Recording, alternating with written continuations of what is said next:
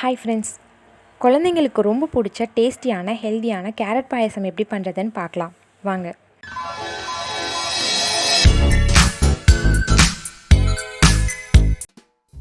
Carrot பாயசம் பண்ணுறதுக்கு வேக வச்சு அரைச்ச கேரட் 1/4 கிலோ எடுத்திருக்கேன். பாயில்டு மில்க் 1 கப், டேஸ்ட்டுக்கு தேவையான அளவு சுகர், தாளிக்கிறதுக்கு தேவையான நெய், கொஞ்சம் நட்ஸ், வாசத்துக்கு கொஞ்சம் ஏலக்காய் பொடி. கேரட் பாயசம் எப்படி பண்ணுறதுன்னு பார்க்கலாம் வாங்க. கேரட் பாயசம் பண்ணுறதுக்கு அடுப்பில் ஒரு பாத்திரம் வச்சுக்கோங்க. அதில் மில்க் ஆட் பண்ணிக்கலாம்.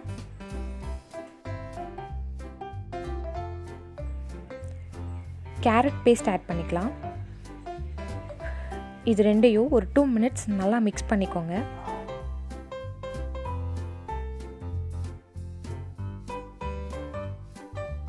இப்போது சுகர் ஆட் பண்ணிக்கலாம்.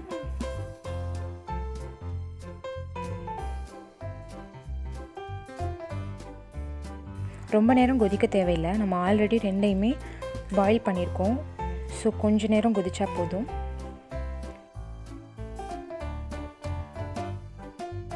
இந்த ஸ்டேஜ் வந்ததும் இப்போ நம்ம அடுப்பு ஆஃப் பண்ணிடலாம். இப்போது இன்னொரு கடாய் வச்சுக்கோங்க. அதில் நெய் ஊற்றிக்கலாம். நெய் ரொம்ப நேரம் காய வேண்டாம். அதில் முந்திரி, திராட்சை 2 போட்டு வறுத்துக்கோங்க. வறுத்துட்டு இதை பாயாசத்தில் நம்ம ட்ரான்ஸ்ஃபர் பண்ணிடலாம்.